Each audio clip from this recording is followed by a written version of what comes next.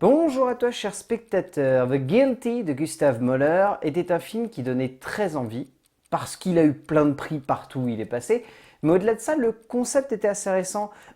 Pour ceux qui connaissent un petit peu, ça se rapprochait de ce que Timothée Hochet avait fait tout récemment avec la série Calls pour Canal+, c'est-à-dire créer une fiction à partir du non-vu et non pas du non-dit. Le non-dit est quelque chose qu'on utilise très souvent dans le cinéma, ça permet de garder un certain mystère, mais le non-vu a quelque chose d'encore plus impactant parce que ça laisse l'imagination du spectateur germer de manière totale en fait. Et ça permet à la fois de se construire sa propre histoire, mais également de générer un mystère et une énigme qui soient omniprésents. Et c'est ce qu'avait l'air de nous proposer Gustav Mahler au travers de ce film. Le résumé pour faire simple, Asger est un flic qui est mis au point mort suite à un incident dans sa brigade et qui se retrouve au standard téléphonique du 112. Un soir, en plein service, il va recevoir un coup de fil étrange. Une femme qui dit s'être fait kidnapper par son ex-mari. Et le mystère est total et fonctionne à 200%. Le film de Gustav Mahler va pas être une œuvre qui va marquer l'esprit du spectateur par son originalité, par sa bienveillance, par son inventivité, mais c'est un film qui est efficace, qui se tient de bout en bout, qui sait à quel moment il doit commencer et à quel moment il doit s'arrêter, qui ne déborde pas trop, et du coup on est totalement pris dedans. On sort quasiment jamais du film, il y a 2-3 petites séquences où on trouve que le long métrage a tendance à tirer un peu sur la corde, ou 2-3 instants de comédie qui sont pas très subtils, dirons-nous, mais honnêtement, ça se tient. C'est vraiment palpitant. C'est d'une tension totale et c'est hyper intéressant en termes d'évolution et de crescendo dramatique parce que le film ne va jamais dans la direction où on l'attend.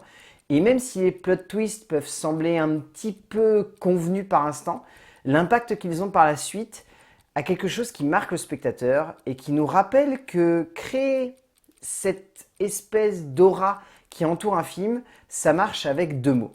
Mystère et énigme. Deux mots qui peuvent créer à eux seuls une envie et une passion dévorante pour le spectateur lorsqu'il s'agit de se plonger au cœur d'une histoire qui prenne aux tripes et qui ne nous lâche pas à la sortie de la salle. Et c'est souvent le cas lorsque l'on investit correctement le thriller. Gustav Mahler a donc choisi ce genre pour créer une vraie expérience de cinéma. Car il faut bien avouer que lorsqu'on décide de mettre en place un huis clos téléphonique dans un centre d'appel, il vaut mieux savoir dans quelle direction on va emmener cela et surtout savoir comment on va la diriger pour faire en sorte que cela marche. Et ici, ça marche à 200%. En termes d'écriture, donc Emil Nygard Albertson et Gustav Mahler ont souhaité avant tout baser le film sur la création d'un personnage qui soit intéressant, mais également un personnage qui soit à l'image de tout le film, c'est-à-dire mystérieux et énigmatique. La manière avec le film est construit est très simple. En termes d'écriture, c'est un crescendo sur la révélation d'un mystère. Et plus précisément, la révélation de deux mystères. Le plot twist révélant à la fois qui est le personnage central et qui est le personnage derrière le téléphone. Et je trouve ça génial. Parce que du coup, ça crée une double tension du fait de savoir pourquoi ce personnage est à ce poste-là, mais également de savoir pourquoi cette femme en est arrivée là. Cette idée fonctionne très très bien parce que les deux auteurs parviennent à créer une narration à rebours qui ne sonne jamais comme étant une nécessité, entre guillemets, d'émotion pour le spectateur.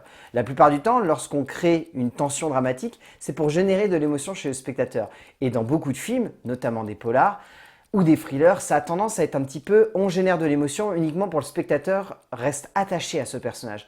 Ça n'est pas le cas ici. L'émotion est générée parce qu'on a envie vraiment, absolument, de manière nécessaire et capitale, de savoir pourquoi ce personnage est là et pourquoi cette femme en est arrivée là. C'est brillant. C'est un travail d'auteur que je trouve fou parce qu'on voit très peu ça aujourd'hui dans le cinéma international, de manière générale. On voit très très peu des cinéastes se servir de ça. Les seuls que je vois se servir de ça de manière aussi intelligente, ce sont les Sud-Coréens. Sinon, on a quelques cinéastes en France qui y parviennent, mais c'est jamais avec autant de subtilité que ce que nous proposent Mahler et Albertson ici. On ne va pas se le cacher, Mahler et Albertson composent une histoire qui est assez linéaire derrière cette montée en tension. Car si les révélations et l'avancée du récit suffisent en un sens à tenir le spectateur en haleine, la dramaturgie manque peut-être un peu de profondeur et la narration peut sonner comme un peu plate. Mais cette maîtrise de la tension et la justesse de cette montée en puissance de l'émotion et de la générosité qui tient avant tout dans la maestria des personnages de la manière avec laquelle ils se lient les uns aux autres, Et en un sens, les deux auteurs ont réussi à se rattraper avec cela. En termes de mise en scène, Gustav Möller a un modèle de scénographie qu'il met en place dès le début et qui est très intéressant, je trouve, c'est le jeu sur le son et l'image. Parce que tout le film se base sur la liberté d'interprétation que va avoir le spectateur de ces différents appels téléphoniques. Le spectateur peut imaginer beaucoup de choses. Il peut imaginer la tête des personnages, il peut imaginer l'endroit précisément où ils se trouvent, le chemin qu'ils prennent, la manière avec laquelle ils interagissent les uns avec les autres, le décor dans lequel ils se trouvent. Tout ça, c'est libre au spectateur. Mais Gustav Möller, par le biais de sa mise en scène, propose au spectateur une certaine vision de la chose, et ça passe par le travail du son et par la transmission du son avec l'image. Parce que ce qui est intéressant, c'est de voir que le personnage central du film va interpréter lui-même, à l'image du spectateur, ce qu'il entend. Et il le fait en jouant avec ses mains, ou avec son corps, ou avec le décor dans lequel il se trouve. Et cette idée de mise en scène, de suivre l'évolution du son par le biais de ce que ce personnage en fait, eh ben c'est une très bonne idée, et au-delà d'être une très bonne idée, c'est une idée qui permet à la mise en scène de ne pas être statique. Et c'est très compliqué lorsqu'on fait un huis clos de ne pas être statique, parce qu'on peut se dire, ah ben on va mettre la caméra là, et puis ça va suffire à faire une bonne partie du métrage, ou on va mettre la caméra là, et on aura assez de plans pour faire en sorte que le film ait une certaine rythmique, ou en tout cas une certaine dynamique.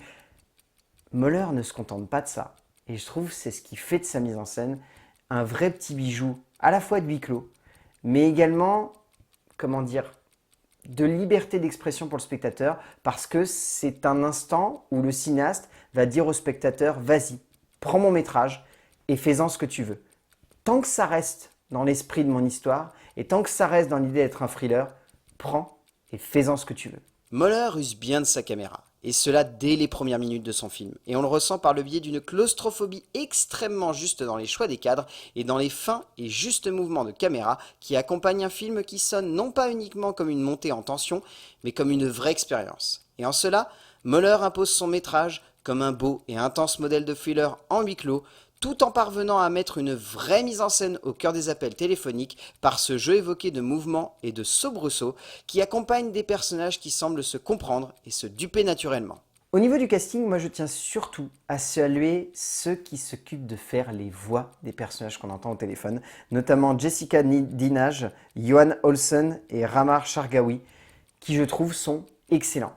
Tous les trois interprètent des personnages à la merveille et arrivent à les emmener le plus loin possible, mais il faut bien avouer que le film ne serait pas ce qu'il est s'il n'y avait pas cet acteur central absolument génial. Jacob Cedergren est juste hallucinant, tout en étant extrêmement simple finalement. Et c'est peut-être cela la grandeur de son jeu, cette subtilité de jeu entre grandiose et intime. Et dans cette optique, sa prestation est un modèle du genre. Au bout du compte, The Guilty est un long métrage qui, je pense, va rester dans la mémoire de ceux qui vont le voir assez facilement, parce que c'est un film qui est très original. C'est pas forcément un film qui est original dans sa manière d'être conçu en termes d'écriture, c'est un film qui, dans son concept et dans sa manière d'être regardé, est original. Parce que ça propose au spectateur d'interpréter à sa propre sauce ce qui se passe, mais également, ça propose au spectateur une vraie expérience sensorielle où il va se plonger totalement dans cette aventure et où il va laisser libre cours à la fois à son imagination, mais également à celle du réalisateur pour interpréter et regarder d'une certaine manière une histoire que je trouve être vraiment prenante et très très bien chorégraphiée. Et pour le coup, The Guilty de Gustav Möller, eh ben je vous le conseille parce que c'est vraiment un excellent thriller. C'est un film sous tension et sous haute tension même. C'est un film qu'il faut voir en salle pour vivre l'expérience au maximum de ses capacités. A plus!